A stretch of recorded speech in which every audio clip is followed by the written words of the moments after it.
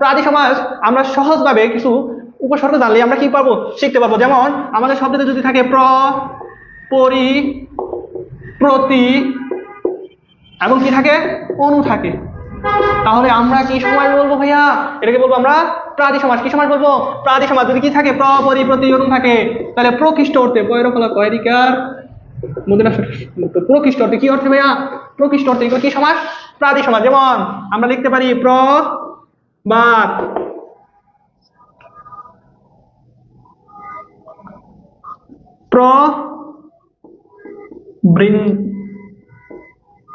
প্রবন্ধ, প্রবন্ধ, প্রবন্ধ, প্রবচন। তাহলে দেখেন প্রভাত, প্র অর্থে অর্থাৎ প্রকৃষ্ট রূপে, রূপে ভাত।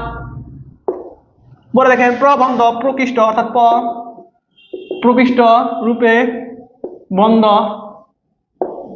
প্রকৃষ্ট রূপে বন্ধ। প্রবচন, প্রকৃষ্ট রূপে বচন। ঠিক আছে কিনা? তাহলে ওই যে দেখেন ভাইয়া খুব সহজ জিনিস, প্র, পরি, প্রতি, অনু থাকলে প্রকৃষ্ট অর্থে কি সমাস ভাইয়া? প্রকৃষ্ট অর্থে কি সমাস? প্রাদি সমাস।